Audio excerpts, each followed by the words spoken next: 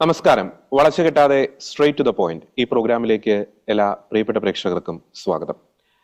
American president Donald Trump അദ്ദേഹത്തിന്റെ രണ്ടാം ഊഴത്തിൽ ഭരണത്തിൽ കയറിയിട്ട് 100 ദിവസത്തിലധികം ഇപ്പോൾ പിന്നിട്ടിരിക്കുകയാണ്. 4 മാസം പിന്നിട്ട് കഴിഞ്ഞിരിക്കുന്നു. ഈ കഴിഞ്ഞ 4 മാസം പ്രത്യേകിച്ച് അദ്ദേഹം എടുത്ത ഡിസിഷൻസ്, അദ്ദേഹത്തിന്റെ പ്രസ്താവനകളൊക്കെ നമ്മൾ പരിശോധിച്ച് നോക്കുമ്പോൾ ഒരു out of box thinking, unconventional ആയിട്ടുള്ള ചില പ്രസ്താവനകൾ, ചില ഡിസിഷൻസ് അദ്ദേഹത്തിന്റെ ഭാഗത്ത് നിന്ന് ഉണ്ടാകുന്നതായിട്ട് നമുക്ക് മനസ്സിലാക്കാൻ സാധിക്കുന്നു. മാത്രമല്ല, അദ്ദേഹം എടുത്ത തീരുമാനങ്ങൾ, അദ്ദേഹത്തിന്റെ നടപടികൾ ലോക പൊളിറ്റിക്സിൽ തന്നെ നിർണായകമായിട്ടുള്ള പല ചേഞ്ചസിനും പല ട്വിസ്റ്റുകൾക്കും ഇടവരുത്തിയിട്ടുണ്ട്. ചില പരമ്പരാഗതമായിട്ടുള്ള ചില കൂട്ടുകെട്ടുകളൊക്കെ തകരുന്നു, പുതിയ കൂട്ടുകെട്ടുകൾ രൂപപ്പെടുന്നു. ഒപ്പം തന്നെ വ്യാപാര മേഖലയിലൊക്കെ നിർണായകമായിട്ടുള്ള പല മാറ്റങ്ങളും നമുക്ക് കാണാൻ സാധിക്കുന്നുണ്ട്. ഈ ഒരു സാഹചര്യത്തിൽ ഡൊണാൾഡ് ട്രംപിന്റെ ഈ രണ്ടാം ഊഴം ഇപ്പോൾ 100 ദിവസത്തിലധികം പിന്നിടുമ്പോൾ അദ്ദേഹത്തിന്റെ ആ പോക്ക് എങ്ങോട്ടാണ്, ഒപ്പം അദ്ദേഹം എടുത്തിരിക്കുന്ന ആ ഒരു ഡിസിഷൻസ്, അതിന്റെ പിന്നിലെ കാരണങ്ങൾ, അത് ലോക പൊളിറ്റിക്സിൽ സൃഷ്ടിക്കാൻ സാധ്യതയുള്ള ഇമ്പാക്റ്റ്, അത് അങ്ങ് മിഡിൽ ഈസ്റ്റ് മുതൽ ഒപ്പം തന്നെ യൂറോപ്പ്, റഷ്യ, യുക്രൈൻ, ഇറാൻ, അങ്ങനെ പല വിഷയങ്ങളുമുണ്ട്. ഒപ്പം തന്നെ ഇന്ത്യയുമായി ബന്ധപ്പെടുത്തി പല വിഷയങ്ങളുമുണ്ട്.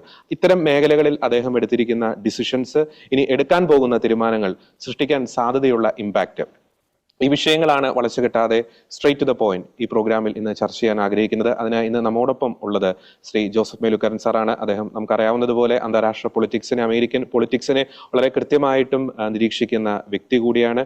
മുൻ അമേരിക്കൻ പ്രസിഡന്റിന്റെ അഡ്വൈസറി ടീമിലൊക്കെ അംഗം കൂടിയായിരുന്നു അദ്ദേഹമാണ് ഇന്ന് അദ്ദേഹത്തിന്റെ ആശയങ്ങൾ, നിരീക്ഷണങ്ങൾ പങ്കുവയ്ക്കാൻ ഇന്ന് നമ്മോടൊപ്പം ഉള്ളത്. സാർ, ഒത്തിരി സ്നേഹത്തോടെ ഈ ഒരു പ്രോഗ്രാമിലേക്ക് അങ്ങേ സ്വാഗതം ചെയ്യുകയാണ്. ഡൊണാൾഡ് ട്രംപ് നമുക്കറിയാം, കഴിഞ്ഞ ജനുവരി മാസം അദ്ദേഹം അധികാരം ഏറ്റെടുക്കുന്നു.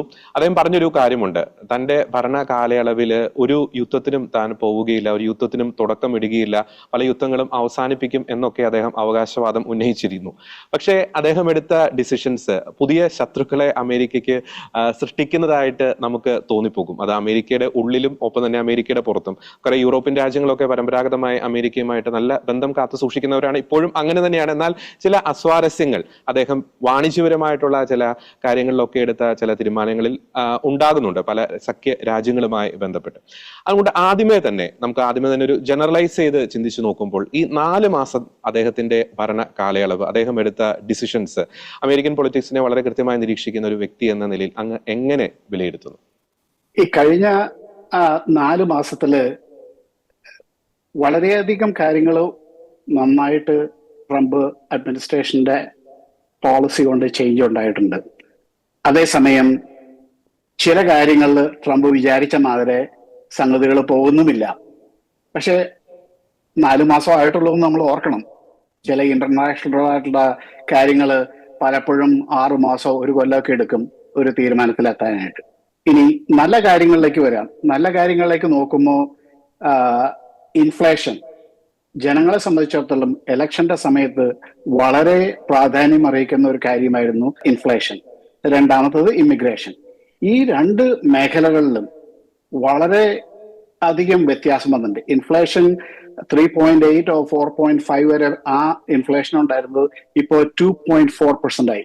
ഈ ഫെഡറൽ റിസർവ് ബാങ്കിന്റെ കണക്ക് പ്രകാരം ഏതാണ്ട് 2 to 2.1% ആണ് അവരുടെ ഒരു മേഖല.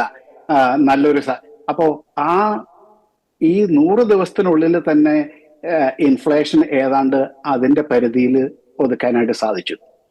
രണ്ടാമത്തത് ഇമിഗ്രേഷൻ. അത് ഇലക്ഷന്റെ സമയത്ത് ജനങ്ങളെ സംബന്ധിച്ചിടത്തോളം വളരെ പ്രധാനപ്പെട്ട ഒരു സംഗതിയായിരുന്നു. അത് 93% സദേൺ ബോർഡർ അത് കംപ്ലീറ്റ് കൺട്രോൾ. ഇപ്പൊ ഏതാണ്ട് 97%. ഇപ്പൊ വളരെ ചുരുക്കം പേര് മാത്രം ബോർഡർ ക്രോസ് ചെയ്ത് വരുന്നുള്ളൂ. അപ്പോൾ അത് ജനങ്ങളെ സംബന്ധിച്ചിടത്തോളം വളരെ പ്രധാനപ്പെട്ട ഒരു കാര്യമായിരുന്നു. പിന്നെ ഓയിൽ പ്രൈസ് $85 നിന്ന് 60 താഴെ, ഏതാണ്ട് 60ന്റെ റേഞ്ചിൽ നിൽക്കുന്ന പ്രൈസ് സാധാരണക്കാരെ സംബന്ധിച്ചിടത്തോളം വലിയൊരു ഗിഫ്റ്റ് ആണത്. എംപ്ലോയ്മെന്റ്. സോ എംപ്ലോയ്മെന്റ് നമ്പർ വളരെ കുറയും. ടാരിഫ് വാർ വന്നു കഴിഞ്ഞാൽ ഇൻഫ്ലേഷൻ കൂടും, അൺഎംപ്ലോയ്മെന്റ് കൂടും എന്നൊക്കെ പറഞ്ഞിട്ടും employment is very high and real wages, actually there is an increase in the real wages. അപ്പൊ ഇതൊക്കെ വളരെ സക്സസ് സ്റ്റോറീസ് ആണ്. പക്ഷേ ചില കാര്യങ്ങളിൽ വിചാരിച്ച പോലെ സംഗതികൾ നടന്നില്ല. ഇലക്ഷന്റെ സമയത്ത് പറഞ്ഞു യുക്രൈൻ വാർ ഞാൻ 24 മണിക്കൂറിൽ ചാർജ് എടുത്തതിന് ശേഷം ഉടനെ സീസ് ഫയർ ഉണ്ടാവും. ഗാസയിൽ സീസ് ഫയർ ഉണ്ടായി, പിന്നെ പൊട്ടി, പിന്നെ അത് ഒന്നും നടന്നില്ല. അത് അങ്ങനെ പോകുന്നു ഓരോ കാര്യങ്ങൾ. അങ്ങനെ ചില കാര്യങ്ങളിൽ കുറച്ച് വിചാരിച്ച പോലെ ഒന്നും സംഭവിച്ചില്ല. പക്ഷെ ചില കാര്യങ്ങൾ വളരെ സർപ്രൈസിങ് ആയിട്ട് എനിക്ക് തോന്നി. എന്നെ സംബന്ധിച്ചിടത്തോളം പാനമ കനാൽ ആ ഒരു ഇഷ്യൂ ആലോചിച്ചിട്ട് പോലും ഉണ്ടായിരുന്നില്ല. ആ ഒരു ഇഷ്യൂ, ഞാൻ കഴിഞ്ഞ കൊല്ലം പാനമ കനാലിലൂടെ പോയി, ഞാൻ ചൈനീസ് ലേബലും ചൈനീസ് ബോർഡുകളും ഇതൊക്കെ കണ്ടെങ്കിലും ഞാൻ ഇതിനെപ്പറ്റിയൊന്നും ആലോചിച്ചില്ല. ട്രംപ് ഇനാഗുറേഷന്റെ സമയത്ത് അപ്പോഴാണ് ഞാൻ ആലോചിക്കുന്നത് ഇങ്ങനെ ഒരു സംഭവം ഉണ്ടോ. പിന്നീട് ഇങ്ങനെ അതിനെപ്പറ്റി പഠിച്ചപ്പോഴാണ് ഈ ലോജിസ്റ്റിക്സിന്റെ രണ്ടറ്റത്തും പാനമ കനാലിന്റെ അവർ ചൈനീസ് അച്ചിസൺ പാമ്പോവ എന്ന് പറഞ്ഞിട്ട് കമ്പനിയാണ് കൺട്രോൾ ചെയ്തിരുന്നത്. അതുപോലെ ഇന്റേണൽ ലോജിസ്റ്റിക്സിലെ പല മേഖലകളും അവരാണ് കൺട്രോൾ ചെയ്തിരുന്നത്. ട്രംപ് ശരിക്കും പിടിച്ചു കുലുക്കുകയാണ് ചെയ്തത്. 2 ആഴ്ചക്കുള്ളിൽ അച്ചിസൺ പാമ്പോവനെ മാറ്റി ബ്ലാക്ക് റോക്കിനെ അവിടെ ഇൻസ്റ്റാൾ ചെയ്തു. അത് പാനമ കനാലിന്റെ മാത്രമല്ല, അതിന്റെ സൗത്ത് അമേരിക്കയിലെ പല പോർട്ടുകളിലും ഹച്ചിസൺ പാമ്പോ എന്ന് മറ്റേ ബ്ലാക്ക് റോക്ക് ഏറ്റെടുക്കുകയാണ് ചെയ്തത്. അപ്പൊ വളരെയധികം പെട്ടെന്ന് ഈ അപ്രോച്ചിനെ പറ്റി നമ്മൾ ഇനി സംസാരിക്കാം, ട്രംപിന്റെ അപ്രോച്ചും സാധാരണ പ്രസിഡൻഷ്യൽ അപ്രോച്ചുമായിട്ട്. പക്ഷെ വിതിൻ 2 വീക്സ് അതിന്റെ സംഗതികളുടെ. പിന്നെ ഗ്രീൻലാൻഡും കാനഡയും എനിക്ക് ഇപ്പോഴും പൂർണ്ണമായിട്ടുള്ള ഒരു ക്ലാരിറ്റി ഇല്ല ആ കാര്യത്തിൽ, എന്തുകൊണ്ടാണ് പറഞ്ഞത്. പക്ഷെ ഗ്രീൻലാൻഡിന്റെ കാര്യത്തിൽ ഒരു കാര്യം എനിക്ക് മനസ്സിലായി പിന്നീട്, അതിന്റെ പ്രൊട്ടക്ടറേറ്റ് എന്ന് പറയുന്നത് ഡെൻമാർക്കാണ്. പക്ഷെ ഡെൻമാർക്ക് എപ്പോഴും ഗ്രീൻലാൻഡിനെ ഇഗ്നോർ ചെയ്യുകയാണ് ചെയ്തത്. ട്രംപ് അതില് കൊടി കുത്തുമെന്ന് പറഞ്ഞപ്പോ, അല്ലെങ്കിൽ ട്രംപ് സ്ട്രാറ്റജിക്കലായിട്ട് വളരെ ഇമ്പോർട്ടന്റ് ആയിട്ടുള്ള സ്ഥലമാണ് ഗ്രീൻലാൻഡ്. കാരണം റഷ്യയെന്നോ അല്ലെങ്കിൽ ചൈനയെന്നോ മിസൈൽസ് വന്നു കഴിഞ്ഞാൽ അതിനെ പ്രതിരോധിക്കാനായിട്ട് സ്ട്രാറ്റജിക്കൽ ലൊക്കേഷനാണ് ഗ്രീൻലാൻഡ്. അപ്പൊ അതിന്റെ ഇമ്പോർട്ടൻസ് ട്രംപിന് വളരെ നന്നായിട്ട് അറിയാം. അതേസമയം ട്രംപിനും അറിയാം ഈ ഡെൻമാർക്ക് ഇവരെ ഇഗ്നോർ ചെയ്യാണെന്ന്. പക്ഷെ ഉടനെ ഡെൻമാർക്ക് ഒരു $3 ബില്യൺ ഒരു കമ്മിറ്റ്മെന്റ് ഉണ്ടായി. അപ്പോ അതിനെപ്പറ്റി ട്രംപ് അതിനുശേഷം മിണ്ടിയിട്ടില്ല അതിനെ പറ്റിയിട്ട്. അപ്പൊ ഞാൻ പറഞ്ഞു, ട്രംപിന്റെ ഈ there is a method to his madness. പക്ഷേ lot of things are working well, lot of things are not working well. So that's my take. മറ്റൊരു പ്രധാനപ്പെട്ട കാര്യം, നമുക്കറിയാം ഈ ഒരു കാലഘട്ടത്തിൽ ഈ മീഡിയയെ ഹാൻഡിൽ ചെയ്യുന്ന രാഷ്ട്രീയ നേതാക്കൾ ഒരു പരിധിവരെ അവരുടെ ആ ഒരു പൊളിറ്റിക്സിൽ വിജയിക്കുന്നു എന്ന് നമുക്ക് വേണമെങ്കിൽ പറയാൻ സാധിക്കും, കൃത്യമായി ഹാൻഡിൽ ചെയ്യുന്ന പൊളിറ്റീഷ്യൻസ്. അപ്പോൾ അത്തരത്തിൽ നോക്കുമ്പോൾ നമുക്ക് ട്രംപ് ഈ അദ്ദേഹത്തിന്റെ 2ാം ഊഴത്തിൽ കുറെ കൂടി അഗ്രസീവായിട്ടാണ് മീഡിയനെ ഹാൻഡിൽ ചെയ്യുന്നത്. ചില ചോദ്യങ്ങൾക്കൊക്കെ വ്യക്തിപരമായിട്ടുള്ള ചില ആക്ഷേപങ്ങൾ, you are a disgrace to your institution എന്നൊക്കെ പറഞ്ഞ ചില വാചകങ്ങളൊക്കെ അദ്ദേഹത്തിന്റെ ഭാഗത്തുനിന്ന് ഉണ്ടാകാറുണ്ട്. പക്ഷേ ഫോക്സ് ന്യൂസ് പോലുള്ള സ്ഥാപനങ്ങളെ അദ്ദേഹം ഒരുമിച്ച് കൊണ്ടുപോകുന്നു, അദ്ദേഹം നെഞ്ചോട് ചേർക്കുന്നു. എന്തുകൊണ്ടാണ് ചില മീഡിയാസിനോട് ട്രംപിന് ഇത്ര വലിയൊരു വിരോധം? ഇന്നലെ തന്നെയാണെങ്കിൽ വൈറ്റ് ഹൗസിന്റെ പ്രസ് സെക്രട്ടറി കരോളിന്റെ ഭാഗത്തു നിന്നൊക്കെ BBC പേരെടുത്ത് വിമർശിക്കുന്ന ചില പരാമർശങ്ങളൊക്കെ വരികയുണ്ട്. എന്തുകൊണ്ട് ട്രംപ് ചില മീഡിയാസിനെ ഇത്രത്തോളം ഒരു ശത്രുതയോടെ നോക്കിക്കാണും? ട്രംപിന്റെ സ്റ്റൈൽ ഒരു ടിറ്റ് ഫോർ ടാറ്റ് സ്റ്റൈലാണ്. ട്രംപ് ഇലക്ഷനിൽ നിന്ന് ആ സമയം തുടങ്ങി, 2016 തുടങ്ങി ഈ മെയിൻ സ്ട്രീം മീഡിയ, ഈ പറഞ്ഞ BBC ആയിക്കോട്ടെ, CNN ആയിക്കോട്ടെ, MSNBC ആയിക്കോട്ടെ, റോയിട്ടേഴ്സ് ആയിട്ടോ, അസോസിയേറ്റഡ് പ്രസ് ആയിക്കോട്ടെ, എല്ലാവരും ട്രംപിനെ ഏതെങ്കിലും വിധത്തിൽ ജയിപ്പിക്കാതിരിക്കാനായിട്ട് ശ്രമിച്ചിരുന്നു. ന്യൂസ് ആയിട്ട് അത് കെട്ടിച്ചമച്ച ഒരു കേസാണ് കോൺസ്പിറസി. അതിന്റെ പുറകെ $270 മില്യൺ മറ്റോ ചെലവാക്കി. ഇത് ഡെമോക്രാറ്റിക് പാർട്ടിയും ഹില്ലറി ക്ലിന്റൺ കൂടി ഉണ്ടാക്കിയ ഒരു സംഭവമാണ്. അത് മുഴുവൻ പെരുപ്പിച്ച് കാണിച്ച് ഇതൊക്കെ ചെയ്തത് ഈ പറയുന്ന മെയിൻ സ്ട്രീം മീഡിയ ആണ്. ട്രംപിനെ സംബന്ധിച്ചിടത്തോളം, if you are harming me, I am going to give you the same way. So ട്രംപിന് യാതൊരു ട്രസ്റ്റും ഇല്ല മെയിൻ സ്ട്രീം മീഡിയ ആയിട്ട്. ഇപ്പോഴും മെയിൻ സ്ട്രീം മീഡിയ അതിൽ നിന്നൊന്നും കാര്യമായിട്ടൊന്നും വ്യത്യാസം വന്നിട്ടില്ല. പക്ഷേ ട്രംപിന്റെ ഈ അറ്റാക്ക് കാരണം CNN വ്യൂവർഷിപ്പ് വളരെയധികം കുറഞ്ഞു. അവർ ഒത്തിരി പേരെ ലേ ഓഫ് ചെയ്തുകൊണ്ടിരിക്കുന്നു. MSNBC ഇതുപോലെ തന്നെ എല്ലാവരും ലേ ഓഫ് ചെയ്തുകൊണ്ടിരിക്കുക. He had a lawsuit against CBS. അത് 15 മില്യൺ കൊടുക്കാന്ന് പറഞ്ഞിട്ട് ട്രംപ് സമ്മതിച്ചിട്ടില്ല. സോ ഇവരെയൊക്കെ ഒരു പാഠം പഠിപ്പിക്കണം എന്നുള്ള ഒരു ഉദ്ദേശം കൂടി ട്രംപിനുണ്ട്. അപ്പോ whether I like it, I probably don't like it that much. I want more niceties. American പ്രസിഡന്റിനെ സംബന്ധിച്ചിടത്തോളം നോക്കുന്ന ലോകവും അതുപോലെ തന്നെ അമേരിക്കൻ ജനതയെ എക്സ്പെക്ട് ചെയ്യുന്നത് കുറച്ച് ഒരു സ്റ്റേറ്റ്സ്മാൻഷിപ്പും നൈസിറ്റീസുമാണ്. അത് ആ ഒരു സ്റ്റേറ്റ്സ്മാൻഷിപ്പ് അദ്ദേഹം പ്രകടിപ്പിക്കാറില്ല. കാരണം അങ്ങനെയാണ് പുള്ളി വളർന്നു വന്നത്. കൺസ്ട്രക്ഷൻ ഫീൽഡിൽ അങ്ങനെയാണ് വളർന്നു വന്നത്. ഈ 2016 ഈ 4 കൊല്ലം ആ 4 കൊല്ലവും ഇത് തന്നെയായിരുന്നു, സെയിം ട്രീറ്റ്മെന്റ് ആയിരുന്നു. അപ്പൊ ആളുകളെ സംബന്ധിച്ചിടത്തോളം, ജനങ്ങളെ സംബന്ധിച്ചിടത്തോളം ട്രംപ് എങ്ങനെയാണ് ഇത് ഹാൻഡിൽ ചെയ്യാൻ പോകുന്നത്, ആ പേഴ്സണാലിറ്റി ഫ്ലോസ് അത് ജനങ്ങൾ അറിഞ്ഞിട്ട് തന്നെയാണ് അദ്ദേഹത്തിനെ തെരഞ്ഞെടുത്തത്. അപ്പൊ അതിൽ നിന്ന് 2016 കാര്യമായിട്ട് വ്യത്യാസമൊന്നുമില്ല. എനിക്ക് തോന്നുന്നത് കുറച്ചും കൂടി മൈൽഡ് ആയിട്ടുണ്ടെന്നാണ് എനിക്ക് തോന്നുന്നത്. കാരണം 2016 CNN വിളിച്ച് അധിക്ഷേപിക്കുന്ന രീതിയിലായിരുന്നു സംസാരിച്ചിരുന്നത്. അപ്പൊ അതിനേക്കാളും കുറച്ചും കൂടി ഒരു വ്യത്യാസം വന്നിട്ടുണ്ട്, കുറച്ചും കൂടി ഒരു മയം വന്നിട്ടുണ്ടെന്ന് എനിക്ക് തോന്നുന്നു. പക്ഷേ ഓവറോൾ ഈ കാര്യത്തില് if America is strong, if the economy is strong, it is good for America, it's good for the world. ഈ പേഴ്സണാലിറ്റി ഫ്ലോസ് ഒക്കെ ഈ ലോക സമാധാനവും ഇങ്ങനെ എക്കണോമിക് സെക്യൂരിറ്റി ഉണ്ടെങ്കിൽ ജനങ്ങളൊക്കെ ഇത് പെട്ടെന്ന് ഫർഗറ്റ് ചെയ്യും. അത് ഈ 2016 ആ സംഭവം കഴിഞ്ഞ് ബൈഡൻ വന്നു, ആരും പ്രസിഡന്റിനെ പറ്റി സംസാരിക്കാറില്ല. അതേപോലെ തന്നെ തിരിഞ്ഞു നോക്കുമ്പോൾ Biden he was A docile and very indifferent. ഒന്നും അക്കംപ്ലിഷ് ചെയ്തില്ല, ഒന്നും ചെയ്യാൻ he doesn't even know he was present. ആ ഒരു ആറ്റിറ്റ്യൂഡ് കൊണ്ട് യാതൊരു ബെനിഫിറ്റും ഉണ്ടായില്ല. അമേരിക്കയുടെ ബ്രാൻഡ് ചീത്തയായിട്ടുണ്ടെങ്കിലേ ഉള്ളൂ. അതേസമയം ഒബാമയുടെ സമയത്ത് he was more apologising and very diplomatic. അതുകൊണ്ടും വലിയ കാര്യമൊന്നും ഉണ്ടായിരുന്നില്ല.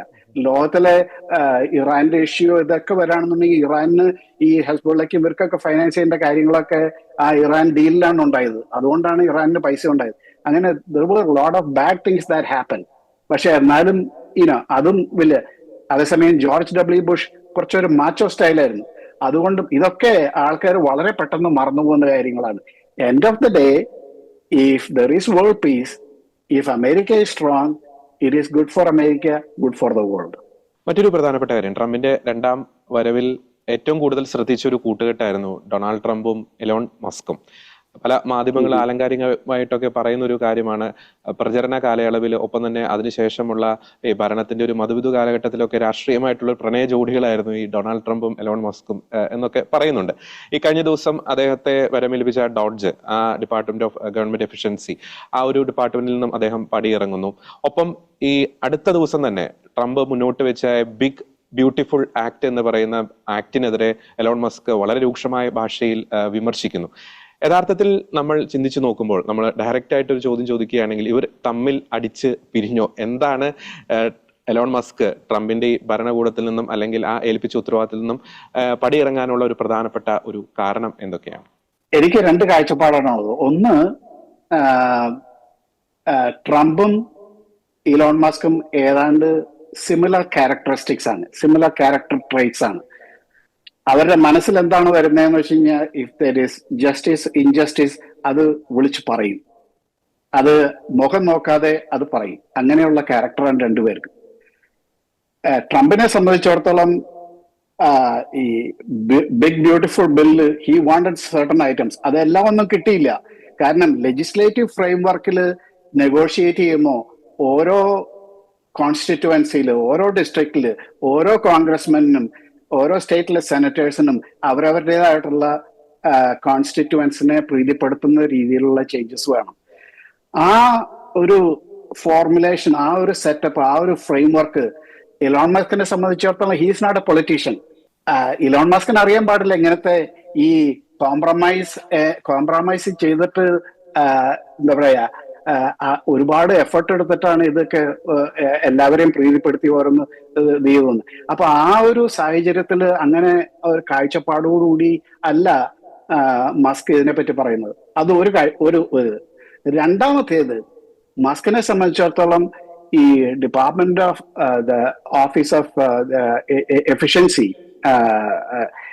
ഡിപ്പാർട്ട്മെന്റ് ഓഫ് ഗവൺമെന്റ് എഫിഷ്യൻസി, ഇത് ഏറ്റെടുത്തത് മുതൽ ഈ ഡെമോക്രാറ്റിക് പാർട്ടിയും ലിബറൽസും ഇലോൺ മസ്കിനെ ഏത് വിധത്തിൽ ഉപദ്രവിക്കാവോ അവരുടെ കാറുകൾ കത്തിച്ചു. ടെസ്ല ഓണേഴ്സിന്റെ, എനിക്ക് തന്നെ പലപ്പോഴും ടെസ്ല എടുക്കാനായിട്ട് ഒരു സമയത്ത് എനിക്ക് പേടിയായിരുന്നു. കാരണം അങ്ങനെ ഒരു സാഹചര്യം വരെ അവർ സൃഷ്ടിച്ചു. അപ്പോ സെയിൽസിനെ അത് അഫക്ട് ചെയ്തിട്ടുണ്ട്. അപ്പൊ എലോൺ മസ്കിനെ സംബന്ധിച്ചിടത്തോളം he needs to walk back something, because he needs to show that hey, I'm not in bed with Trump. So he's showing a different nature of his. So he is not aligned with Trump 100%. So he is giving his opinion. So he has got an objective. അത് അതിനെ base ചെയ്തിട്ടാണ് Elon മസ്കിന്റെ പ്രതികരണം. അപ്പൊ അങ്ങനെ ഒരു objective കൂടി ഉണ്ട്. കാരണം Tesla customers is very important for the future. Not only അമേരിക്കയിൽ മാത്രമല്ല, യൂറോപ്പിലും ചൈനയിലും മറ്റു രാജ്യങ്ങളിലെല്ലാം ടെസ്ലയ്ക്ക് ഒരു brand name that is very important. ആ ബ്രാൻഡ് നെയിം ട്രംപായിട്ടുള്ള അസോസിയേഷനിൽ കുറച്ച് ടാർണിഷ് ആയിപ്പെട്ട് പോയിട്ടുണ്ട്.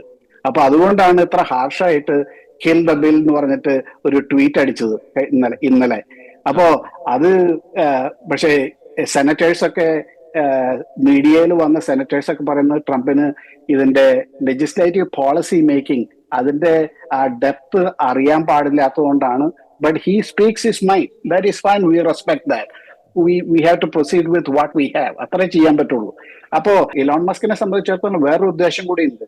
He's telling the Tesla customers or future customers that he is independent of Trump. അടുത്തൊരു പ്രധാനപ്പെട്ട കാര്യം, ഈ ഡൊണാൾഡ് ട്രംപ് അദ്ദേഹത്തിന്റെ പ്രചരണ കാലയളവിൽ അദ്ദേഹം മുന്നോട്ട് വെച്ച വലിയൊരു ആശയമായിരുന്നു ഇസ്ലാമിക തീവ്രവാദത്തിനെതിരെയുള്ള പോരാട്ടം. പക്ഷേ വളരെ ആശങ്കപ്പെടുത്തിക്കൊണ്ടുള്ള ഒരു നീക്കം അദ്ദേഹത്തിന്റെ ഭാഗത്തുനിന്ന് കഴിഞ്ഞ ആഴ്ചകളിൽ സംഭവിക്കുകയുണ്ടായി. സിറിയയിൽ അഹമ്മദ് അൽ ഷാറയുമായി ബന്ധപ്പെട്ട് അദ്ദേഹം ചില ഡീലിലേക്ക് പോകുന്നു. നമുക്കറിയാം, ആ വ്യക്തി ആ ഒരു ഭീകരൻ തന്നെയാണ്, തീവ്രവാദി തന്നെയാണ്. ഈ സിറിയയിലെ ബാഷർ അൽ സാദ ഭരണകൂടത്തെ അട്ടിമറിച്ച് അവിടേക്ക് വന്ന ആ ഒരു ഭരണകൂടത്തിന് നേതൃത്വം നൽകുന്ന ആ ഒരു ഭീകരൻ, അൽ ഖ്വയ്ദ ബാക്ക്ഗ്രൗണ്ട് ഒക്കെ ഉണ്ട്. അപ്പോൾ അതുമായി ബന്ധപ്പെട്ട് ട്രംപ് എന്തുകൊണ്ട് അങ്ങനെ ഒരു നീക്കം നടത്തി? എന്തുകൊണ്ടൊരു ഭീകരന് കൈകൊടുക്കുന്ന രീതിയിലേക്ക് ട്രംപ് ഭരണകൂടം നീങ്ങുന്നു? അത് പലരെയും ആശങ്കപ്പെടുത്തുന്നുണ്ട്.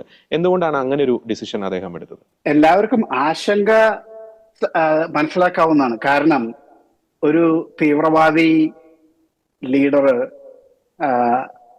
ആ രാജ്യം വളരെ പെട്ടെന്ന് ആസാദിനെ ഒഴിവാക്കി പിടിച്ചിറക്കി സാങ്ഷൻസിന് ഉടനെ ലിഫ്റ്റ് ചെയ്യാന്ന് പറഞ്ഞു കഴിഞ്ഞാൽ മനസ്സിലാക്കാനായിട്ട് കുറച്ച് ബുദ്ധിമുട്ടുണ്ട്. പക്ഷേ ഇവിടെയാണ് ഞാൻ ട്രംപിന്റെ ഒരു പ്രാക്ടിക്കൽ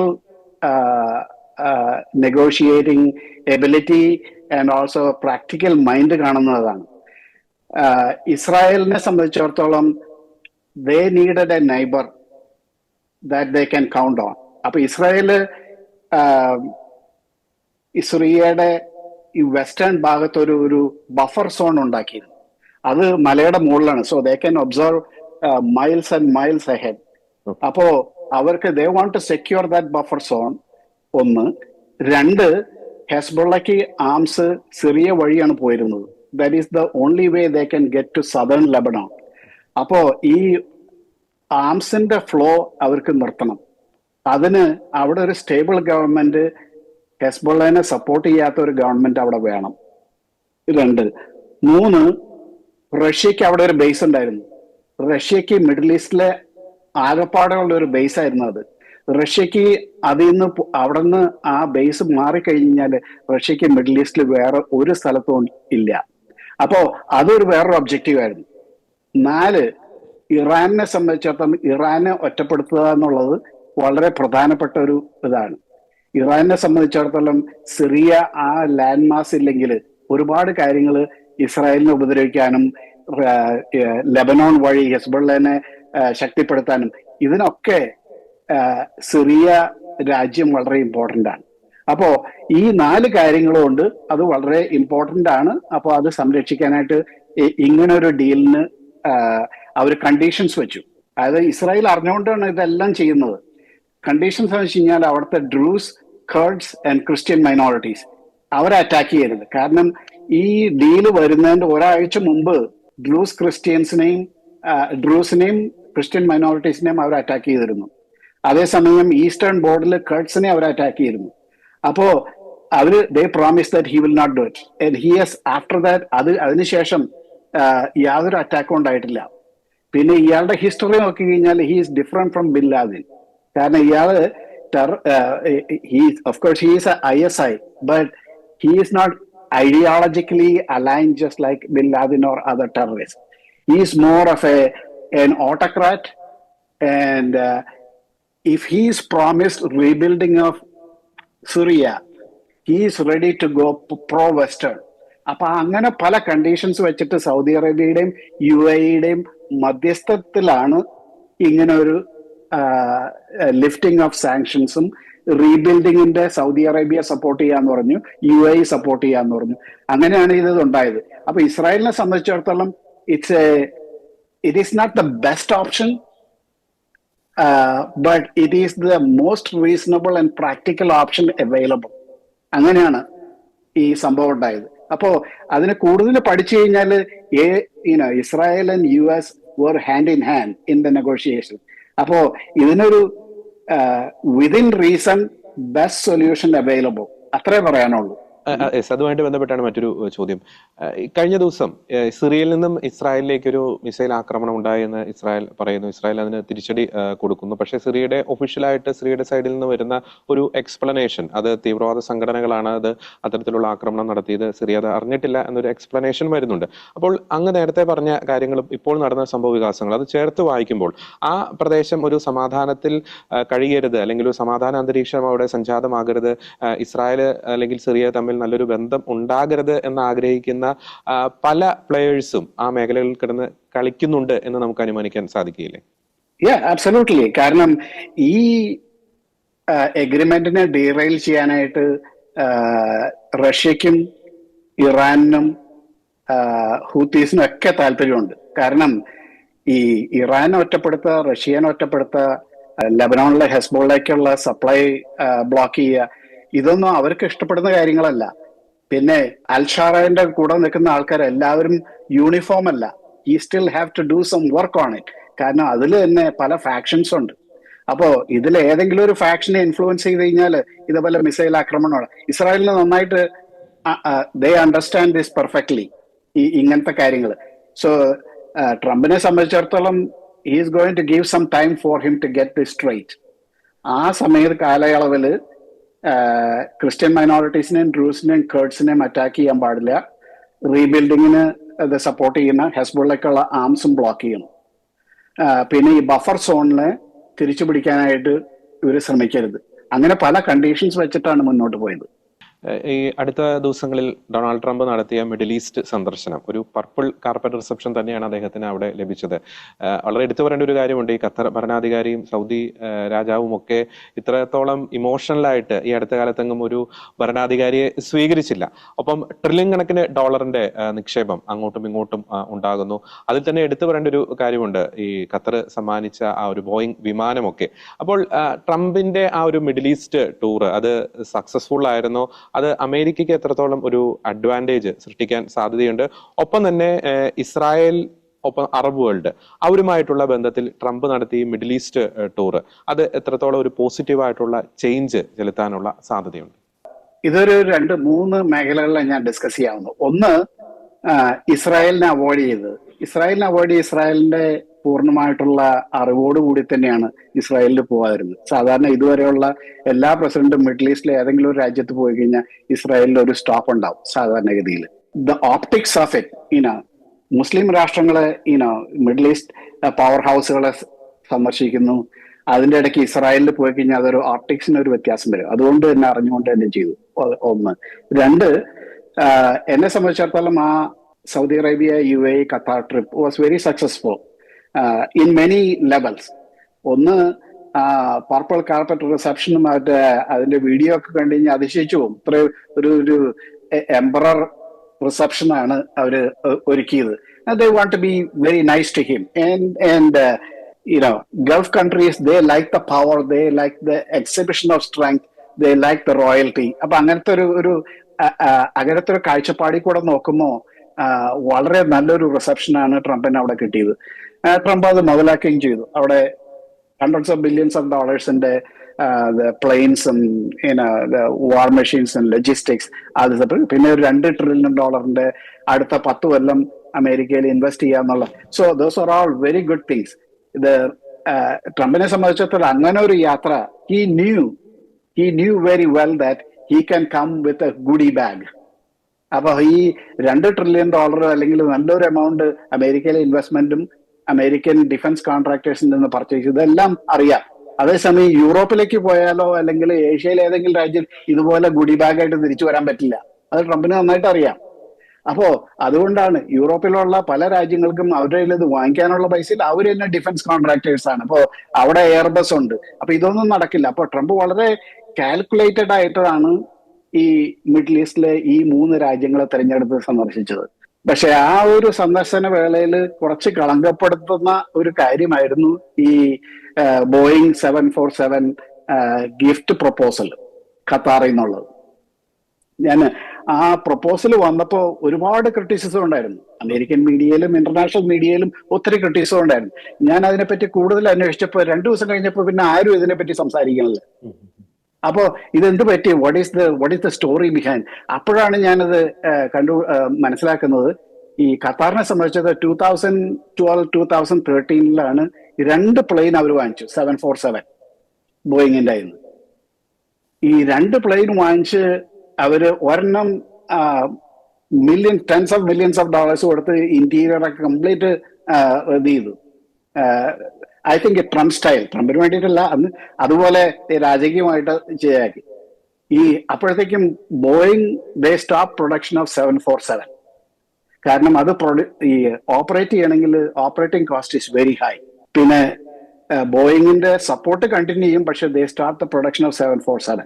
അങ്ങനെ വന്നു കഴിഞ്ഞപ്പോൾ ഈവൻ ഖത്താർ കുഡിൻ മെയിൻറ്റെയിൻ ദോസ് അതിന്റെ ആവശ്യമില്ല. അപ്പൊ ഈ 2 പ്ലെയിൻ ഇങ്ങനെ ഇരിക്കുക. കോവിഡിന്റെ സമയത്ത് 2020 ഈ 2 പ്ലെയിനും വിൽക്കാനിട്ടു. ഏത് $400 million ഫോർ ഈച്ച് പ്ലെയിൻ വിൽക്കാനിട്ടിട്ട് ആരും വന്നില്ല, ആരും വാങ്ങിച്ചില്ല. അപ്പോ ഇനി എന്ത് ചെയ്യും? 2 പ്ലെയിൻ. അപ്പൊ ഒരെണ്ണം ടർക്കിക്ക് ഗിഫ്റ്റ് ആയിട്ട് കൊടുത്തു. ടർക്കിക്ക് ഒരെണ്ണം ഗിഫ്റ്റ് ആയിട്ട് കൊടുത്തു. പിന്നെ അടുത്ത് ഇതെന്ത് ചെയ്യും? This is decked up to the wall. വളരെ ഗംഭീരമായിട്ട് അലങ്കരിച്ച്. അപ്പോ that how this proposal came. അതായത് എയർഫോഴ്സിന് കൊടുക്കുക. എയർഫോഴ്സിന് കൊടുത്തു കഴിഞ്ഞാൽ ട്രംപ് ഉപയോഗിക്കുന്ന എയർഫോഴ്സ് 1 40 കൊല്ലം പഴക്കമുള്ളതാണ്. അപ്പൊ അത് പുതിയ എയർഫോഴ്സ് 1 കോൺട്രാക്ട് കൊടുത്തിട്ട് 6 or 7 കൊല്ലമായി ബോയിങ്ങിന്. അത് ഇതുവരെ കംപ്ലീറ്റ് ചെയ്തിട്ടില്ല. അപ്പോ ട്രംപിന്റെ ഭരണ സമയത്ത് അടുത്ത 2 കൊല്ലം വേണമെങ്കിൽ ഇത് യൂസ് ചെയ്യാം. അത് കഴിഞ്ഞിട്ട് ട്രംപിന്റെ പ്രസിഡൻഷ്യൽ ലൈബ്രറിയിൽ ഇത് കീപ്പ് ചെയ്യാം. കാരണം റേഗന്റെ സമയത്ത് റേഗൻ ഉപയോഗിച്ചിരുന്ന എയർഫോഴ്സ് 1 റേഗന്റെ കാലിഫോർണിയയിലെ റേഗൻ ലൈബ്രറിയിൽ അതവിടെ വെച്ചിട്ടുണ്ട്. എനിക്കും എന്റെ വൈഫിനും എയർഫോഴ്സ് 1 റേഗന്റെ എയർഫോഴ്സ് 1 കയറാൻ കുറച്ച് പടം എടുക്കാനൊക്കെ സാധിച്ചിട്ടുണ്ട്. അതുപോലെ ട്രംപിന്റെ പ്രസിഡൻഷ്യൽ ലൈബ്രറി ഫ്ലോറിഡയിൽ ഈ പ്ലെയിൻ അവിടെ കിടപ്പുണ്ടാവും പടം എടുക്കാനായിട്ട്. കാരണം ട്രംപിനെ സംബന്ധിച്ചിടത്തോളം ട്രംപിന് ഓൾറെഡി 757 ന്യൂയർ പ്ലെയിൻ ഉണ്ട്. അത് വളരെ ഫ്യൂവൽ എഫിഷ്യന്റ് ആണ്. കാരണം ട്രംപിന്റെ ആവശ്യത്തിന് ഈ 747 fly it's very expensive and it's a total waste of money. അപ്പൊ അത് ഇങ്ങനെ ഒരു സാഹചര്യത്തിലാണ്. അത് മാത്രമല്ല, ഇത് ആദ്യമായിട്ടല്ല ഇങ്ങനെ ഒരു പ്രപ്പോസൽ തന്നെ. ഒക്ലഹോമ സെനറ്റർ പറഞ്ഞു ബൈഡന്റെ 3rd ഇയറിൽ ഇങ്ങനെ ഒരു പ്രപ്പോസൽ വന്നു അത്രേ. അപ്പൊ ഇതൊന്നും പുത്തിരിയൊന്നുമല്ല. അപ്പൊ ഇങ്ങനത്തെ കുറെ ഫാക്ട്സ് ഒക്കെ വന്നു കഴിഞ്ഞപ്പോ അത് ന്യൂസ് അല്ലാണ്ടായി. അപ്പോ പക്ഷേ ആ ഓപ്റ്റിക്സ് ഓഫ് ഇറ്റ് ആ സമയത്ത് ആ 2 ദിവസങ്ങളിൽ കുറച്ചൊരു കളങ്കം വന്ന പോലെ എനിക്കും തോന്നി. പക്ഷെ അത് ഇതാണ് ഇതിന്റെ പിന്നിലുള്ള സംഭവങ്ങൾ. ഇന്ത്യയുമായിട്ടുള്ള ബന്ധത്തിലേക്ക് വരുമ്പോൾ ട്രംപിന്റെ ആദ്യ ഭരണകാലയളവിൽ ഇന്ത്യൻ പ്രധാനമന്ത്രി നരേന്ദ്രമോദി മൈ ഫ്രണ്ട് ട്രംപ് എന്നൊക്കെ വിശേഷിപ്പിച്ചിരുന്നു. അത് പിന്നെ വളരെ വൈറലായി മാറിയ ഒരു വാചകമൊക്കെയാണ്. പക്ഷേ ഓപ്പറേഷൻ സിന്ദൂർ, നമുക്കറിയാം ഇന്ത്യ ഐതിഹാസികമായിട്ടുള്ള വിജയം നേടിയ ഓപ്പറേഷൻ സിന്ദൂർ. അപ്പോൾ അതിന്റെ ഒരു വെടിനിർത്തലിലേക്ക് 2 രാജ്യങ്ങളും വന്നപ്പോൾ താനാണ് അതിന് മധ്യസ്ഥം വഹിച്ചത് എന്ന അവകാശവാദവുമായി ട്രംപ് വന്നത് വലിയ വിവാദങ്ങൾക്ക് വഴിവെച്ചിരുന്നു. ട്രംപിന് ഇന്ത്യയോടുള്ള ഒരു മനോഭാവത്തിൽ എന്തെങ്കിലും കാര്യമായിട്ടുള്ള ഒരു മാറ്റം സംഭവിച്ചുകൊണ്ടിരിക്കുന്നുണ്ടോ? പ്രത്യേകിച്ച് ഈ ഐഫോൺ, അതിന്റെ പ്രൊഡക്ഷൻ, അത് ഇന്ത്യയിൽ നടത്തുന്ന ഐഫോൺ കമ്പനിക്കെതിരെ ട്രംപ് ചില നിലപാട് സ്വീകരിക്കുന്നു. അതിന്റെയൊക്കെ ഒരു പശ്ചാത്തലത്തിൽ ഈ ട്രംപിന്റെ ഇന്ത്യയോടുള്ള ഒരു മനോഭാവത്തിൽ ഏതെങ്കിലും തരത്തിലുള്ള ഒരു മാറ്റം സംഭവിച്ചിട്ടുണ്ടോ? ഈ വെടിനിർത്തൽ കരാറിൽ ട്രംപ് ഏതെങ്കിലും തരത്തിലുള്ള ഒരു റോള് വഹിച്ചിട്ടുണ്ടോ? ഏത് കോൺഫ്ലിക്റ്റിലും US സ്റ്റേറ്റ് ഡിപ്പാർട്ട്മെന്റ് വഴി സംസാരിക്കും. ചിലപ്പോ ട്രംപ് തന്നെ ലീഡേഴ്സിനെ വിളിച്ച് സംസാരിക്കും. ഏത് ലെവൽ എന്തായാലും ഡിപ്ലോമാറ്റിക് ടോക്സ് ഡിഡ് ഹാപ്പൻ. ഈ രാഷ്ട്രീയക്കാര് ആരായാലും അമേരിക്കയിലായാലും ഇന്ത്യയിലായാലും ഏത് സ്റ്റേറ്റിലായാലും കേരളത്തിൽ നമുക്കറിയാം, അവരൊരു ചെറുവിരൽ അനക്കി കഴിഞ്ഞാൽ അതിന്റെ ക്രെഡിറ്റ് എടുക്കുന്ന ടിപ്പിക്കൽ രാഷ്ട്രീയ സ്വഭാവമാണ്. അപ്പോ ഈ എന്തൊക്കെ ഏത് ലെവലിൽ സംസാരം വന്നെന്ന് എനിക്കറിയില്ല. പക്ഷെ ട്രംപ് അത് കഴിഞ്ഞിട്ട് അത് ഒരു പ്രാവശ്യം പറഞ്ഞു, അതോടുകൂടി കഴിഞ്ഞു.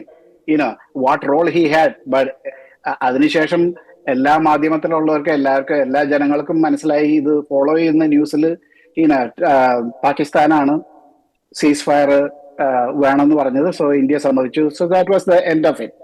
പക്ഷേ ഈ ക്രെഡിറ്റ് എടുക്കല് ട്രംപിന് ഇന്ന് തുടങ്ങിയതല്ല. ഇപ്പൊ എന്തൊക്കെ നല്ലത് സംഭവിച്ചു കഴിഞ്ഞാലും ട്രംപ് ക്രെഡിറ്റ് എടുക്കുന്ന ഒരു സ്വഭാവമാണ്. അപ്പൊ അത് ആൾക്കാർ, പക്ഷെ അത് വ്യത്യാസം എന്ന് വെച്ച് കഴിഞ്ഞാല് അത് ഇന്ത്യൻ മീഡിയയില്, പ്രത്യേകിച്ച് ഇന്ത്യൻ ഡയസ്പോറ, ഇന്ത്യൻ ഇമിഗ്രന്റ് മീഡിയയില് വളരെയധികം പ്ലേ ഉണ്ടായിരുന്നു. ഞാനത് ശ്രദ്ധിക്കുകയുണ്ടായി. പക്ഷെ അമേരിക്കൻ മീഡിയയില് ആ ഒരു 2 ദിവസത്തെ ആദ്യത്തെ ദിവസത്തെ ഇത് കഴിഞ്ഞോടുകൂടിയിട്ട് പിന്നെ അതുണ്ടായിരുന്നില്ല. പിന്നെ ശശി തരൂർ വന്നു. പക്ഷെ ശശി തരൂരിനെ സംബന്ധിച്ചിടത്തോളം he was the best person to articulate India's position. അപ്പൊ അത് നല്ലൊരു ഇറ്റ്സ് എ മാസ്റ്റർഫുൾ തിങ് ആണ് മറ്റേ മോഡി ചെയ്തത്, ഇങ്ങനെ ശശി തരൂരിനെ പറ്റത്. ആൻഡ് ഓൾസോ വേൾഡ് മീഡിയയില് ഇന്ത്യയുടെ Pakistan meticulous planning and surgical strike, അത് ശരിക്കും ശ്രദ്ധ പിടിച്ചു പറ്റിയ ഒരു സംഭവമായിരുന്നു ഗ്ലോബൽ മീഡിയയിൽ. അത്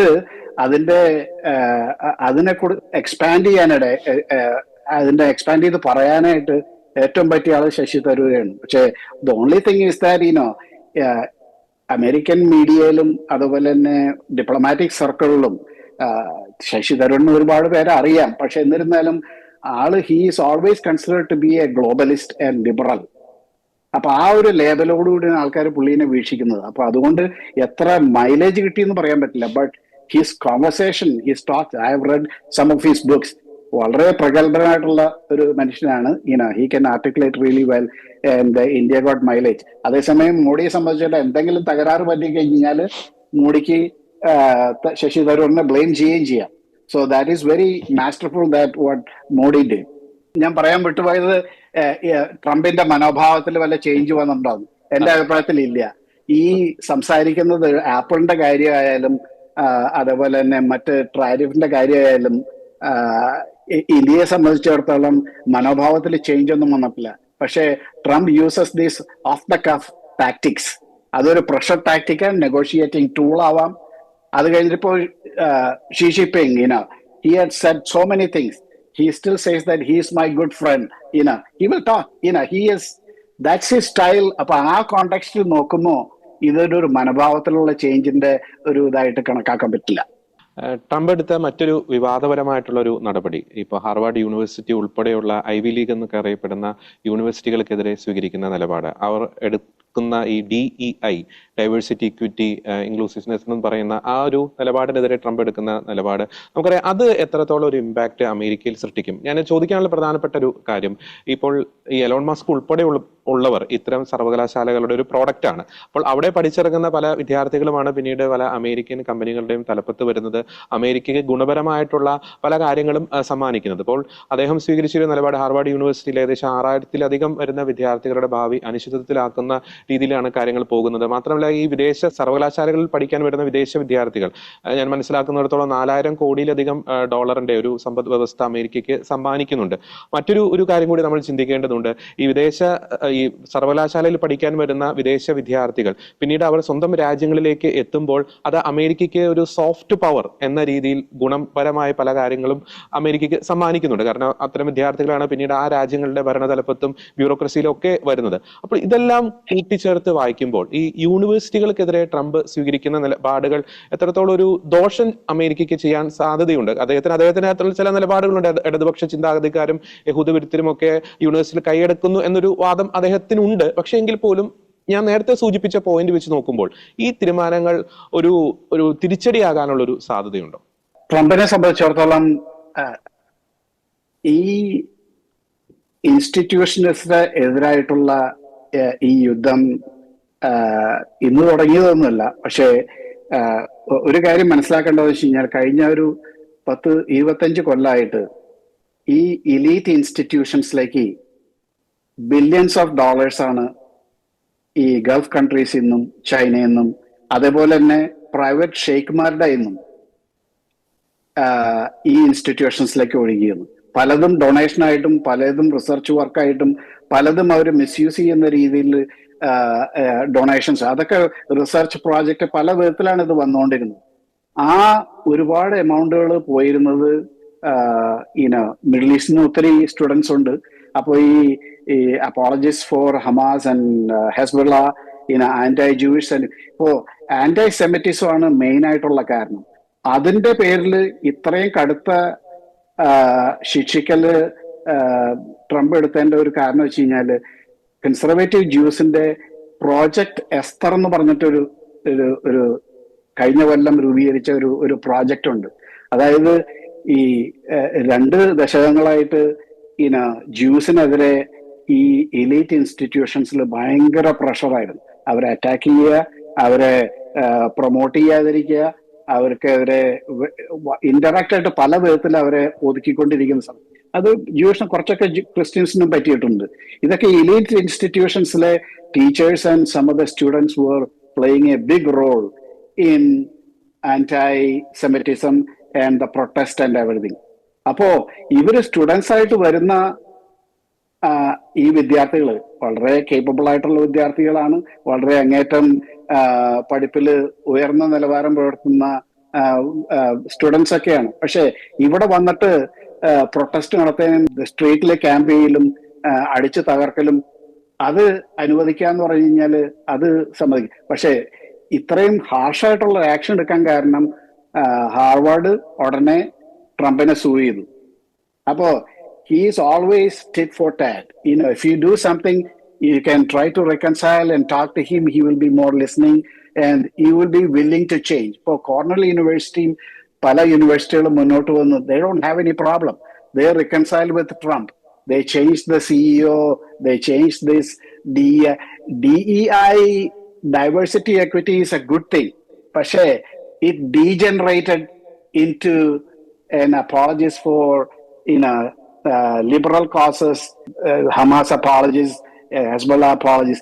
അങ്ങനെ ഡീജനറേറ്റ് ചെയ്ത് കാരണമാണ് ഈ പ്രശ്നം. അപ്പൊ ഇവരൊക്കെ ഒരു പാഠം പഠിപ്പിക്കുക എന്നുള്ള രീതിയിലാണ് പോകുന്നത്. പക്ഷെ അതിന് ഹാർവാർഡ് ചേഞ്ച് ചെയ്യണം. ഹാർവാർഡിന് മാത്രം ഇത്രയും വലിയ പ്രശ്നമുള്ളൂ. ബാക്കി കോർണൽ യൂണിവേഴ്സിറ്റിയുടെ they fixed a lot of things. Other universities came for, they fixed that. But they could do that. But ഹാർവാർഡിന് അവരുടേതായിട്ടുള്ള ഹെഡ് വെയിറ്റ് ഉണ്ട്. അപ്പോ അതുകൊണ്ടാണ് ആ ഒരു തലത്തിലാണ് അതിന്റെ വ്യത്യാസം. അത് റിസോൾവ് ചെയ്യാൻ പറ്റാത്തടത്തോളം കാലം ദിസ് ഫൈറ്റ് വിൽ കണ്ടിന്യൂ എന്നാണ് എനിക്ക് തോന്നുന്നത്. അതിന് ബലിയാടുകളാവുന്നത് സ്റ്റുഡൻസ് ആണ്. അറിയാം, വേറെ I don't know whether is any solution. എന്റെ അഭിപ്രായത്തിൽ കുറച്ചും കൂടി ഡിപ്ലോമാറ്റിക് ആയിട്ട് അത് ചെയ്യായിരുന്നു. ആ ഡിപ്ലോമസി 2 സൈഡിൽ നിന്നും വേണം. ട്രംപിന്റെ സൈഡിൽ നിന്നും വേണം, ഹാർവാർഡിന്റെ സൈഡിൽ നിന്നും വേണം. രണ്ടു കൂട്ടരും കടുംപിടുത്തം പിടിച്ചു കഴിഞ്ഞു. കാരണം ഹാർവാർഡിനൊക്കെ $60 ബില്യൺ ടോട്ടൽ ബഡ്ജറ്റാണ്. അതിൽ അവരുടെ എൻഡോമെന്റിന് tens of billions of dollars ഉണ്ട്. അവർ കഴിഞ്ഞ 7 കൊല്ലത്തിലെങ്ങാണ്ട് $6 or $7 billion came from China and Middle East. അപ്പോ ഇതിനൊക്കെ there is nothing free. They have to do something for it. So they are influencing using DEI, some of these political brainwashing. അതാണ് അവർ ചെയ്തുകൊണ്ടിരുന്നത്. അത് അവിടെയാണ് പ്രശ്നം. ഈ institutions if it's schools of learning then there is no problem. കാരണം അവർ പ്രഗത്ഭരായിട്ടുള്ള entrepreneursനെയും ബ്യൂറോക്രാറ്റ്സിനെയും ജഡ്ജസിനെയും ഒക്കെ they are bringing out the best out of these people.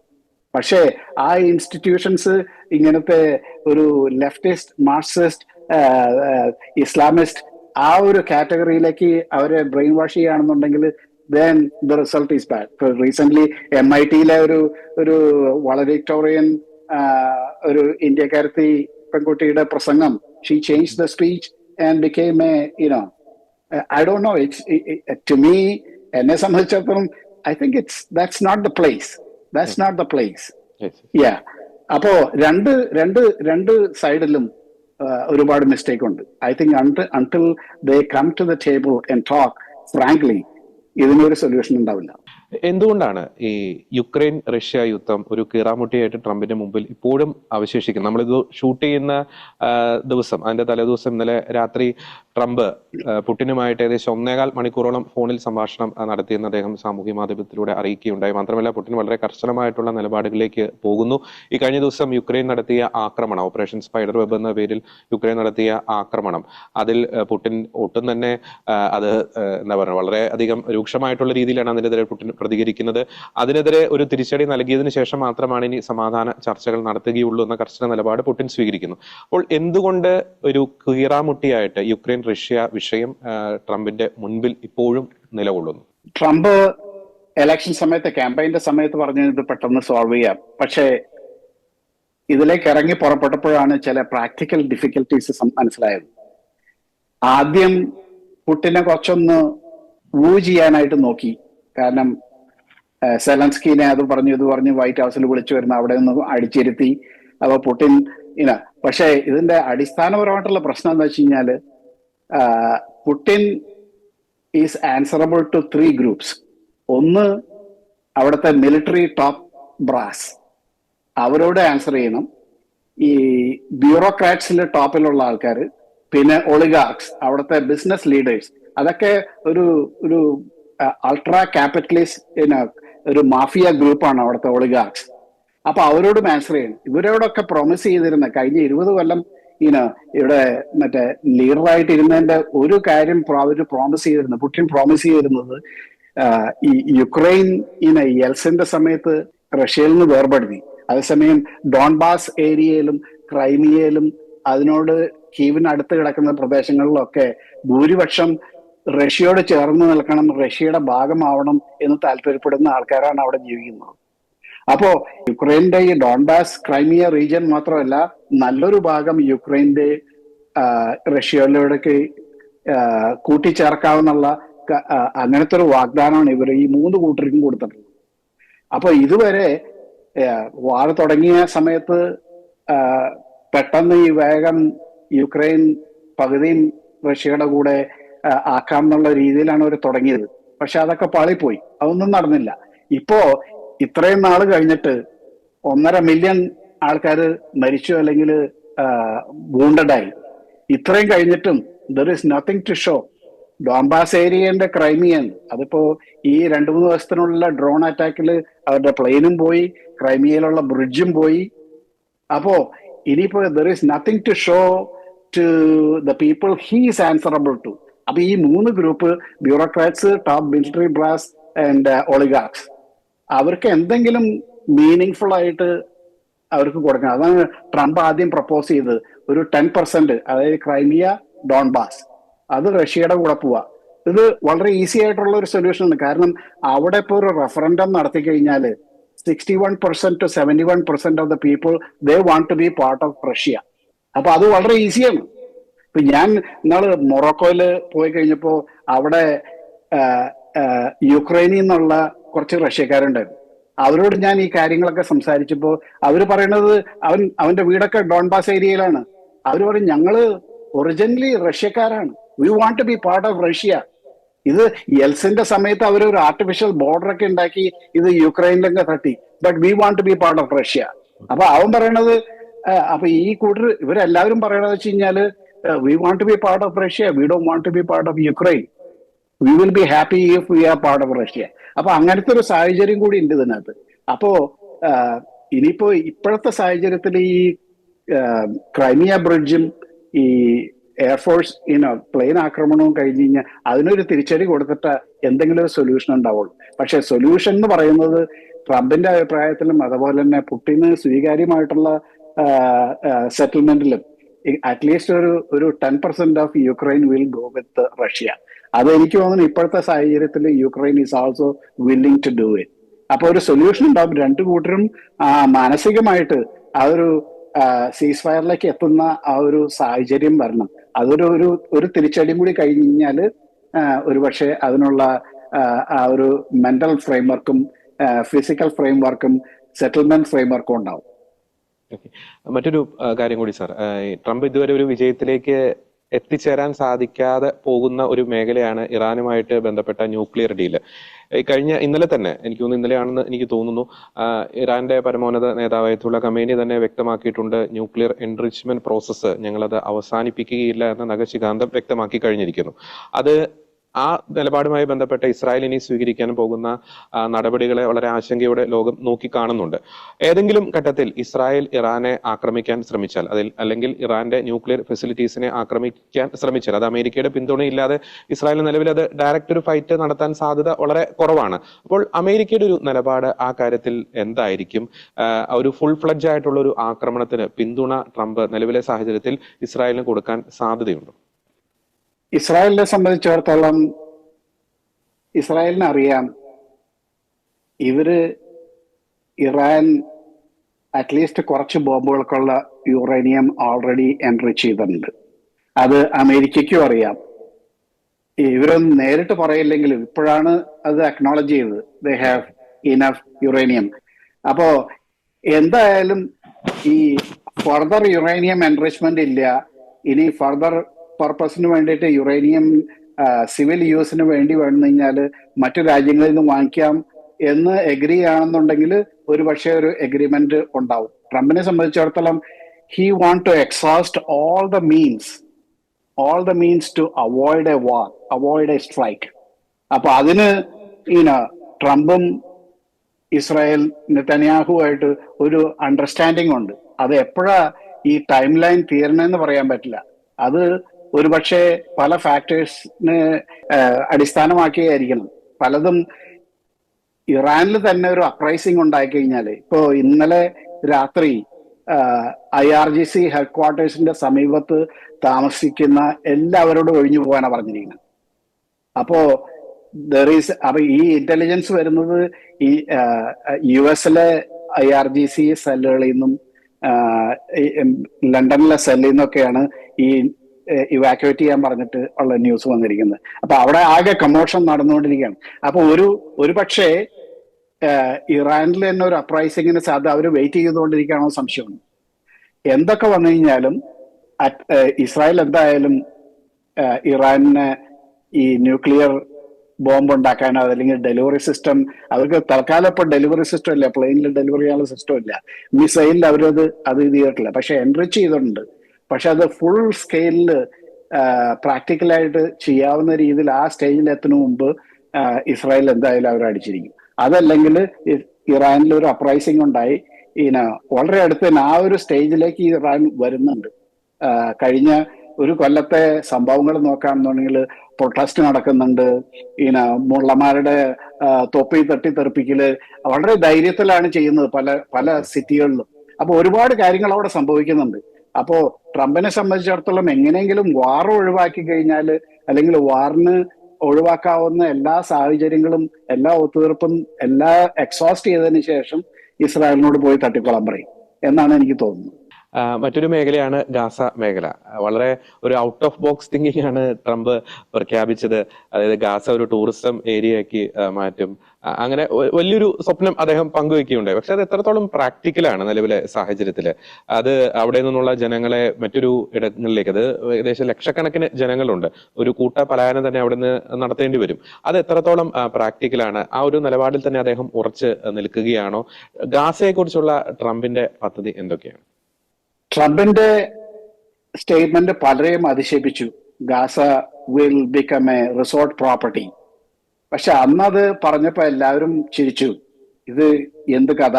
പക്ഷെ ഇപ്പോ പല ഗൾഫ് കൺട്രീസും അങ്ങനെ ആ വിധത്തിലാണ് ചിന്തിക്കുന്നത്.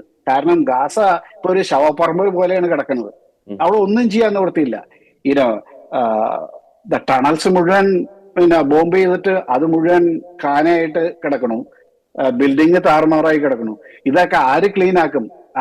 ഹൂസ് റിസോഴ്സസ് വിൽ ബി ദേ? ആർക്കും അവിടെ താമസിക്കാൻ, പ്രാക്ടിക്കലായിട്ട് താമസിക്കാനായിട്ട്, മര്യാദയ്ക്ക് താമസിക്കാനായിട്ടുള്ള ഒരു സ്ഥലമല്ല അത്. അതൊരു ശവപ്പറമ്പ് തന്നെയാണ്.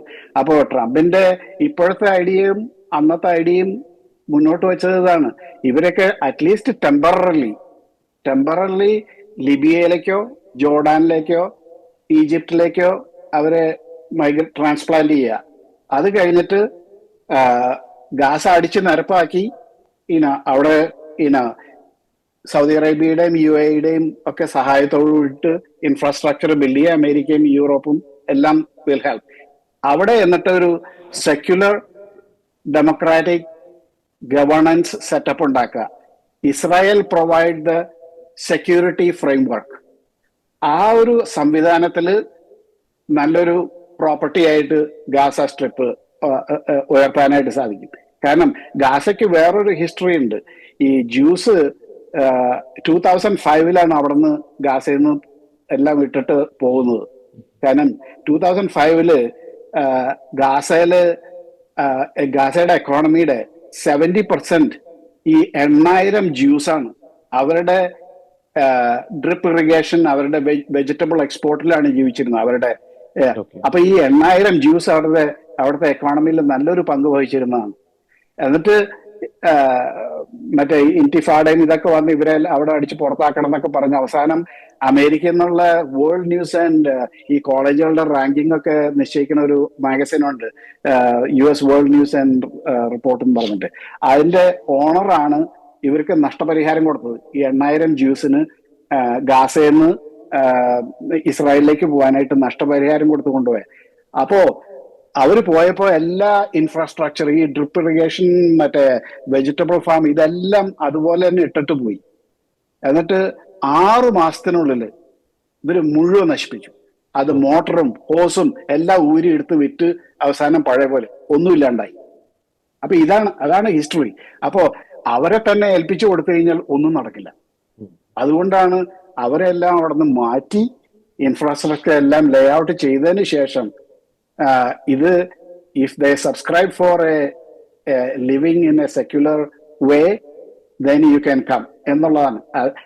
That is the best solution. അത് പ്രാക്ടിക്കൽ ആണോ എന്ന് എനിക്കറിയില്ല. പക്ഷെ ഇപ്പോഴത്തെ സാഹചര്യത്തിൽ ശവപ്പറമ്പാണ്. അത് ഒരു കാരണവശാലും ആൾക്കാർക്ക് ഏതെങ്കിലും റീസണബിൾ വിത്ത് എ ഹ്യൂമൻ ഇതിൽ ജീവിക്കാനായിട്ട് വളരെ ബുദ്ധിമുട്ടുള്ള സ്ഥലമാണ്. അവസാനമായിട്ട് ചില ക്വസ്റ്റ്യൻ സർ. ഡൊണാൾഡ് ട്രംപിന് അദ്ദേഹത്തിന്റെ ഈ രണ്ടാം വരവില് ക്രൈസ്തവ മാധ്യമങ്ങൾ വളരെയധികം സപ്പോർട്ട് ചെയ്യാനുള്ള പ്രധാനപ്പെട്ട ഒരു കാരണം അദ്ദേഹം ക്രിസ്ത്യൻ മൂല്യങ്ങൾക്ക് കൊടുക്കുന്ന ഒരു പ്രാധാന്യം, പ്രോലൈഫ് മൂല്യങ്ങൾക്ക് കൊടുക്കുന്ന ഒരു പ്രാധാന്യം തന്നെയാണ്. ഈ കഴിഞ്ഞ 4 മാസത്തെ അദ്ദേഹത്തിന്റെ നിലപാടുകൾ എടുത്ത് നോക്കുമ്പോൾ അത്തരത്തിൽ ഏതെങ്കിലും സുപ്രധാനമായിട്ടുള്ള ഡിസിഷൻസ്, നടപടികൾ അദ്ദേഹം സ്വീകരിച്ചിരുന്നോ? അതോ അത് പ്രചരണ കാലയളവിൽ വോട്ട് നേടാൻ വേണ്ടി മാത്രമുള്ള ഒരു വാചകടി മാത്രം ആയിരുന്നോ? അങ്ങേക്ക് എന്ത് തോന്നുന്നു? എന്നെ സംബന്ധിച്ചിടത്തോളം വൈറ്റ് ഹൗസില് പ്രയർ, മറ്റേ ഓവൽ ഓഫീസിൽ പ്രയർ, അതുപോലെ cabinet meeting starting with a Christian prayer, ഇതൊക്കെ വളരെ നല്ലൊരു സംഭവങ്ങളാണ്. ഇതുവരെ ഒരു 10 മറ്റേ ട്രംപിന്റെ ആദ്യത്തെ ടേമിൽ ഇത് ഉണ്ടാവുമെന്ന് അറിയില്ല. ഒബാമയുടെ സമയത്തും ബൈഡന്റെ സമയത്ത് ഇതൊന്നും ഉണ്ടായില്ല. റിലീജിയസ് സിംബിൾസ് ധരിക്കുന്നതന്നെ ഒരു മാലയും ഒരു ക്രോസ് ഇട്ട് കഴിഞ്ഞാൽ തന്നെ you are look down upon and they will ask you to remove it. അങ്ങനത്തെ ഒരു സാഹചര്യത്തിൽ നിന്ന് Bible is accessible, Bible is read, or the prayer is said in the meetings. Other than it's definitely a brush of the fresh air of spirituality within the White House. So it's a dramatic change. In രണ്ടാമത് ട്രംപിനെ സംബന്ധിച്ചിടത്തോളം relationship with the pastors of different churches, whether it is Catholic or Orthodox or Baptist, he is keeping that relationship. ഞാൻ പലപ്പോഴും അവിടെ pastors വന്ന് പ്രാർത്ഥിക്കലും ഇതൊക്കെ ഞാൻ കണ്ടിട്ടുണ്ട് മീഡിയയിൽ. അതുപോലെ റിലീജിയസ് ഫ്രീഡം അംബാസഡർ ഇപ്പൊ ട്രംപിന്റെ സമയത്ത് now there is enforcement ability. മുമ്പ് റിലീജിയസ് ഫ്രീഡം അംബാസഡർ റിപ്പോർട്ട് സമർപ്പിക്കും, ആ റിപ്പോർട്ട് അവിടെ ഇരിക്കും, ദർ ഇസ് നോ ആക്ഷൻ. അപ്പോൾ ഇപ്പോൾ എൻഫോഴ്സ്മെന്റിനുള്ള പ്രൊവിഷനും കൂടിയുണ്ട്. അപ്പൊ മറ്റു രാജ്യങ്ങളെ സംബന്ധിച്ചിടത്തോളം ഇപ്പോൾ റിലീജിയസ് പെർസിക്യൂഷൻ ക്രിസ്ത്യൻസിനെതിരായിട്ട് ഏത് രാജ്യങ്ങളുണ്ടായാലും they have to sometime they will be answerable to Trump because Trump is going to ask question. You cannot ട്രംപിനെ സംബന്ധിച്ചിടത്തോളം ഇങ്ങനത്തെ കാര്യങ്ങൾ ഉണ്ടാക്കി കഴിഞ്ഞാൽ these countries they know if Trump calls what would I say. അപ്പോ അങ്ങനെ ഒരു സാഹചര്യത്തിൽ വലിയൊരു ചേഞ്ചാണ് കഴിഞ്ഞ 4 വർഷവും ഒബാമയുടെ പീരീഡിനെ അപേക്ഷിച്ച് ഇപ്പോഴത്തെ സാഹചര്യത്തിൽ വൈറ്റ് ഹൗസിൽ in terms of religious freedom and practicing religion, professing religion, as well as keeping the prayer on important occasions. ഏറ്റവും ലാസ്റ്റ് ആയിട്ട് സാർ, ഈ ട്രംപിന്റെ പല നിലപാടുകളും ആശങ്കയോടെ അമേരിക്കയ്ക്ക് പുറത്തുള്ള രാഷ്ട്രങ്ങൾ അല്ലെങ്കിൽ ജനങ്ങൾ, നേതാക്കൾ നോക്കിക്കാണുന്നുണ്ട്. നമുക്കറിയേണ്ടത് അമേരിക്കയ്ക്ക് ഉള്ളിൽ അദ്ദേഹത്തിന്റെ ഇപ്പോഴത്തെ ഒരു ജനസമ്മതി, ഒരു ജനപ്രീതി എത്രത്തോളം ഉണ്ട്? പല സർവേകളും ഈ സമയത്ത് നടന്നിട്ടുണ്ടോ? അതിൽ ഒരു ഭരണാധികാരി എന്ന നിലയിൽ ട്രംപിന്റെ നടപടികളെ അമേരിക്കയ്ക്ക് ഉള്ളിലെ അമേരിക്കൻ ജനത എങ്ങനെ ഇപ്പോൾ നോക്കിക്കാണും? ഇപ്പോ ഇന്നലത്തെ റാസ്മുസൻ റിപ്പോർട്ടിൽ ഞാൻ വായിച്ചത് his approval rating is 47. It ranges between 47 to 52, 53. മിക്കവാറും ഈ 50ന്റെ റേഞ്ചിലാണ്. That is a big approval rating for him. ഒബാമയ്ക്കായാലും ആദ്യത്തെ ഒരു 100 ഡേയ്സ് കഴിഞ്ഞിട്ട് ഉടനെ 45, 44ലേക്ക് താഴെ വരിക ചെയ്ത്.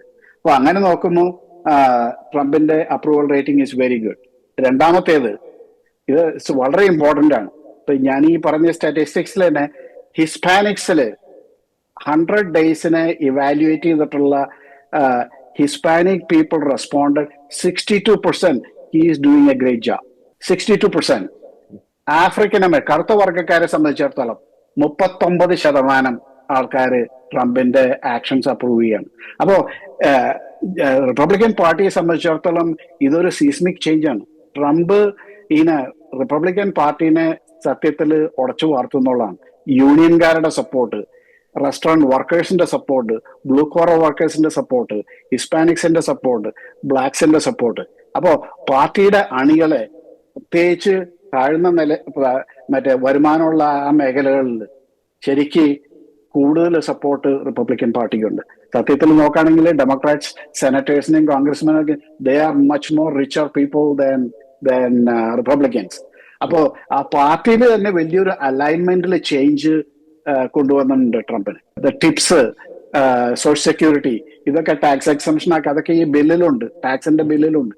അതൊക്കെ ഈ താഴ്ന്ന വരുമാനക്കാരെ സംബന്ധിച്ചിടത്തോളം വളരെ ഇമ്പോർട്ടന്റ് ആയിട്ടുള്ള ഒരു ടാക്സ് സേവിങ്സ് ആണ്. അപ്പൊ അങ്ങനെ ട്രംപ് തന്നെ റിപ്പബ്ലിക്കൻ പാർട്ടീനെ ശരിക്കും ഒന്ന് പൊളിച്ച് എഴുതുന്ന ഒരു സാഹചര്യമാണ് കാണുന്നത്.